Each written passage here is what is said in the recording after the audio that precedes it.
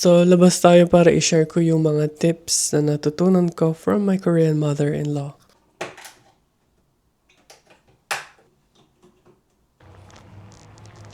So, for today's video, gusto ko lang pong i-share yung mga lessons na natutunan ko from my Korean mother-in-law.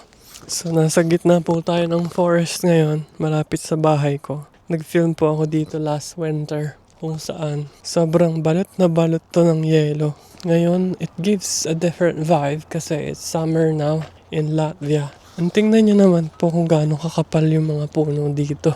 So yung mga lessons na i-share ko po sa inyo, of course di ko natutunan ito mula sa mahahabang lectures kay Omonim, but by observing her nang nagstay po sila dito. Isa sa mga challenges ng mga international couple would be the language barrier kasi kahit gaano mo kagusto i-share yung mga naiisip mo dahil sa language barrier, medyo may mga limitasyon sa mga bagay na gusto kong i-share. Yung mga jokes ko hindi ko ma-express in Korean. Nagbaon po ako ng coffee para hindi na tayo bibili sa labas. Yung mga habits na i-share ko, hindi naman po ito representative lahat ng Korean mother-in-laws or ng father-in-laws sa Korea. Yung mga i-share ko dito ay base lang po sa mga personal experience ko. So, una sa mga natutunan ko mula kay Omonim is yung pagiging punctual. I observed that she wakes up very early at around 6 or 7 a.m. when she prepares her things like doing her makeup, doing her hair, and pinagluluto niya po kami nung nandito po siya. So, I really appreciate yung mga simple things na ginawa niya para sa akin at hindi ko siya malilimutan forever. So, the lesson here is that when you consistently arrive on time, people see you as someone who is dependable. It builds respect as well. So, ang practical lesson dito, sana ma-break natin yung mga toxic habits natin bilang Filipino. Yung Filipino time. Kunyari, ang appointment is at 10 a.m., huwag niyong gawing habit yung magde-depart kayo at exactly 10 a.m. Dapat, you should allow at least 30 minutes for possible traffic or any disturbances or any mishaps before the meeting. Kailangan talaga matutunan natin yung respeto sa kapwa natin by showing up on time. Kailangan mag-alat ka ng at least 30 minutes. Hindi pwedeng 10 a.m. yung appointment, 10 a.m. ka palang sasakay ng jeep or ng bus. Gumising ng maaga kasi daig ng maagap ang masipag. Tama ba yun? So, break muna tayo sa lamok. Nagbaon po ako ng insect repellent kasi medyo malamok po ngayon kapag summer dito. Marami sa atin, kalimitan laging late. And di ko naman nila lahat pero karamihan talaga sa mga Filipino may problema pagdating sa time management. Kaya sana ma-break natin itong mga bad habits na to. Kasi kapag lumabas kayo ng Pilipinas, doon nyo lang malalaman kung gaano kahalaga ang pagiging on time. So kung iisipin, being early requires a little bit of time and preparation. But being late, it creates so much stress na hindi naman dapat unnecessary. Na-experience ko na yan nung nasa graduate school pa ako. Lagi akong nalilate pagpasok ng school. Ito yung mga habits na unti-unti kong binabago simula nung dumating ako dito sa Europe. Including yung pagising na maaga and pagiging on time sa mga meetings and appointment. Promise, yung pagiging on time and punctual, hindi ka lang yan matutulungan sa inyong work. Matutulungan din po kayo yan sa inyong relationship with your colleagues, sa inyong business, sa inyong professional life. Kaya dapat burahin na natin yung Filipino time. So the second lesson I've learned from my Korean mother-in-law is to work on focus and to take proper breaks. So this method is known as the Pomodoro technique. So paano nga ba nag-work yung Pomodoro technique? For example, sa loob ng isang oras, ano yung mga dapat mong gawin? For example, 25 minutes, kailangan ito lang yung gagawin ko. Huwag mong papansinin yung ibang trabaho. Parang focus ka lang dun sa isa. So, saan natin ma-apply yung Pomodoro technique? Pwedeng i-apply natin sa work, sa Sa kung anumang profession meron kayo, ang traditional method is to divide your work into parts. For example, 25 minutes focus lang kayo sa work, tapos take a 5-minute break. Repeat that into like 4 sessions. So within 1 hour, marami kayong magagawa. So marami sa atin siguro kapag nag-work, marami tayong distractions like social media. Mag-scroll ka na mag-scroll dyan, very unproductive and unhealthy. Parang mauubos yung isang oras mo na hindi mo namamalayan. Kaya, nung natutunan ko tong Pomodoro technique, not necessarily from Omonim, but ito yung na-observe ko na ginagawa niya. And natutunan ko siya naturally. Sa simula, hindi mo mararamdaman yung productivity mo, but along the way, sobrang madaming mong magagawa. It makes you feel like the larger task or the bigger task feel like it's manageable. Hindi mo namamalayan, marami ka na palang na-accomplish. More importantly, you can remove all the distractions, especially yung social media. Kaya ako naniniwala talaga na dapat magkaroon tayo ng kahit isang araw lang na walang social media. Imbis na sabihin mo na, I will finish my report within today or I will submit it today. Kailangan i-rephrase mo yung mga salita mo kasi very powerful yung words natin and pwede siyang makaapekto sa inyong overall well-being. Instead na I will finish it today, ang sabihin mo, I will finish this report and submit it today and I will finish this within 25 minutes. So again, itong Pomodoro technique, hindi lang po ito 25 minutes and 5 minutes. 25 minutes na work and 5 minutes na break. Pwede nyong gawing 50 minutes na work and then 10 minutes na break. Wala po talagang rule. Nasa sa inyo yon. Pero ang more important is yung maprotektahan nyo yung focus nyo sa pag-work. And dapat matanggal natin yung mga distractions like yung mga social media and yung mga unnecessary tabs na open sa ating Google Chrome. Dapat din nating tandaan na being busy does not equate to being productive. So iba yung magiging busy at iba rin po yung productive ka. Kasi merong iba na mukha lang busy pero ang totoo puro social media lang naman kahit nasa office. Marami na ba akong natatamaan? So, it's better to be productive for like 1 hour than to be distracted during the entire day. So, the third lesson would be to save and invest. So, this is probably one of the most important lessons na natutunan ko mula kay Omonim. Ang challenge ko sa pag-film outside ay yung mga bubuyog. Ang dami pong bees dito. Hindi na ako makapag-focus. Nalimutan ko na ang Pomodoro.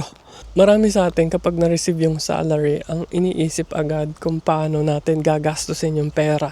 For example, magbabayad ng bills, magbabayad ng kung ano-ano, o-order ng food, mag-online shopping, kung saan-saan, nagpaplano ng bakasyon. Wala naman ako sinasabi na mali yung mga yon. Aminin man natin or hindi, marami pa rin mga Pilipino ang hindi marunong ng financial literacy or ng financial education kung paano natin gagamitin yung pera natin sa tamang paraan. Kasi ang naiisip natin, kapag may pera tayo, dapat gastusin. So yung natutunan ko kay Oma, kailangan natin i-invest yung pera natin sa tamang paraan. So magkaroon tayo ng budget, maglaan tayo ng budget para sa mga monthly expenses, katulad ng rent, ng food, at yung mga konting miscellaneous fees for leisure. And hindi din ako financial advisor and wala rin akong masyadong alam na knowledge. But yung practical tip na natutunan ko from my Omonim is to treat savings as a priority. Hindi siya dapat afterthought lang or optional. Dapat number one priority bilang nagtatrabaho tayo, alipin tayo ng pera. Dapat mag-save tayo not only for the future but as an emergency fund. So, ang ginagawa ko ngayon, meron akong 2 account. Yung isang account is for my expenses and yung isang account naman is for my savings. So, para makapag-save, ang inuuna ko talaga is yung savings. Kunyari, mag-alat ako ng certain percentage na mapupunta for savings and the rest, ayun yung gagamitin ko for my monthly expenses. Pambayad ng bills, pambayad ng rent. Treat natin yung savings na parang bills. Uunahin natin siyang bayaran. Parang utang natin sa sarili natin. Kasi kung pabaguhin natin yung mindset natin, malaki talaga yung maiipon natin and makakaiwas tayo sa mga unnecessary spending. So, ang gawin mo, mag-set aside ka ng certain percentage mula sa iyong salary papunta sa iyong savings account. And the rest, ito yung gagamitin mo for your expenses. Sa totoo lang po, hindi po mahirap mag-ipon. Ang problema talaga is kung may matitira pa sa sweldo mo after magbayad ng mga bills. Pero ang importanteng habit na dapat matutunan ng every Filipino is the habit of saving or yung disiplina sa pag-iipon. Kasi mahirap pong matutunan yun. Kasi maraming temptations. Kunyari, may bagong mga gadgets like iPhone. Kailangan makipagsabayan ka sa mga peers mo. Ito yung mga dapat nating i-break na mga bad habits. Isa rin sa mga natutunan ko is kung paano mag-invest for my own future. Kailangan mag-save ka ng money not only for your wants but for the future, yung emergency fund na tinatawag. So, kunyari magkaroon ng unnecessary na mga situation, kunyari mawalan ka ng trabaho, dapat meron kang safety net kung saan kahit wala kang work for like a couple of months, pwede ka pa rin mag-survive and hindi mo kailangan mangutang sa ibang tao. So, na-mention ko before na kailangan mag-set aside ka ng certain percentage mula sa salary papunta sa iyong savings. It's not necessarily sobrang laki agad. Kunyari, pwede ka magsimula sa 5%, tapos kapag nagkakaroon ka na ng buffer or meron kang extra, pwede mo na siyang i-invest. Kaya sobrang thankful ako kay Omonim nung nandito sila kasi hindi lang po mga Korean foods yung natutunan ko kung paano lutuin, but kung paano to become a better person in terms of financial, in terms of my health, in terms of organizing my overall life. Sobrang laking bagay na meron tayong someone who gives advice para mag-improve tayo as a person. So mag-stop muna ako magsalita kasi ang ganda po dito. Tingnan niyo po yung mga forest. And sobrang daming insect kaya babalik na po ako ng bahay kasi ang dami pong lamok and bees na umaatake sa akin ngayon. The fourth lesson is to eat healthily. When people think about Korean food, they often imagine samgyeopsal or Korean fried chicken, ramyun, or extremely spicy dishes. But everyday Korean meals at home can be very different. There may be soup, vegetables, fish, fermented food, rice, and several small side dishes. The portions may be smaller, but there is often more variety.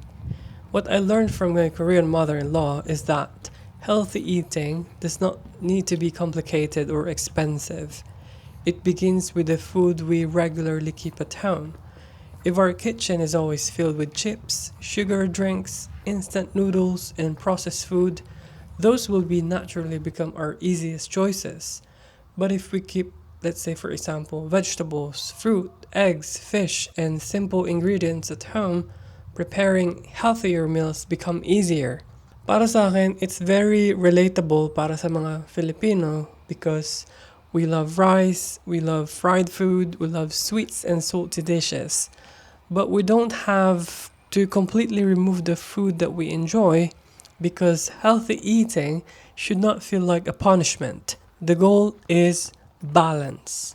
We can add more vegetables to our meals or uminom tayo ng madaming tubig or pwede nating bawasan yung sugar drinks, control our portions, and magluto tayo ng mas marami at mas madalas sa bahay. So ang natutunan ko, what matters is what you choose most of the time. Kasi nung nandito po si Omonim, nagdala po siya ng kimchi, nagdala siya ng doenjang at nagluluto po kami sa bahay. And very healthy yung mga sineserve niya sa amin ni Lighty. So this helped me realize that food is not only something we can consume when we are hungry, but it's also one of the ways we take care of our future selves. Para sa akin din yon and para sa future namin ni Lighty kung aalagaan ko yung diet ko at yung sarili kong health. Yung fifth lesson na natutunan ko from my Korean Omonim is to live frugally, reuse things, and recycle properly. Kapag narinig natin yung word na frugal, minsan iniisip natin na pareho lang ito sa pagiging kuripot. Hindi po ako kuripot. Responsible lang po ako sa paggamit ng pera. So for me, it means spending intentionally and avoiding unnecessary waste. So para kay Oma, hindi siya basta-basta nagtatapon ng mga lumang bagay. Di ba sa atin kapag may nakita tayong luma, automatic itatapon na natin yan. But for her, if it can be still reused or repaired or given another purpose, she tries to keep it. So for example, yung mga leftover food, pwede nating i-store yan properly. Yung mga plastic bags and containers can be reused. Akala ko, Filipino lang ang nagtatago ng mga plastic bags sa ilalim ng lababo. Hindi pala. So yung mga bote, yung mga paper and mga cans, pwede pa siyang ibenta and they were separated for recycling. So hangang-hanga ako kay Omonim nung nandito siya kasi lahat ng recyclables ay separated. So these actions may look insignificant, but imagine how much money and how many resources we could save if we just practice them every day for several years. So natutunan ko, bago ako bumili ng something, tinatanong ko muna yung sarili ko, do I really need this? Or do I already own something that can do the same job? And will I still use this several months from now? Because she has witnessed kung paano ako naglipat from South Korea to Europe. And hindi biro ang mag-impake ng mga bagay at magtapon ng mga bagay na pwede pang gamitin. So for us, frugal living also means taking care of the things we already own. Kung malinis pa, kung pwede pa siyang gamitin, tuloy-tuloy lang yun sa paggamit. Kung pwede pang i-repair at possible pang gamitin, edi i-repair yung mga nasira. So the longer your possessions last, the less frequently you need to replace them. So it's really important to recycle and to reduce our consumption. So these are some of the most valuable lessons I learned from my Korean mother-in-law. Hindi dahil sa pagtatalak or sa pagsasalita, but through the way she lives. And perhaps that's the most powerful way to influence another person. Hindi lang sa basta salita, kundi sa gawa. So which of these lessons do you want to practice first? Let me know in the comments. So if you like this video, please give it a thumbs up and don't forget to share and comment kung ano po yung mga nagustuhan nyo sa mga na-share ko sa video ito. And so please join me in this journey as I share more about the Korean culture and the lessons that we can get from the people around us. So maraming salamat po and ingat po tayong lahat. See you next time. Bye-bye.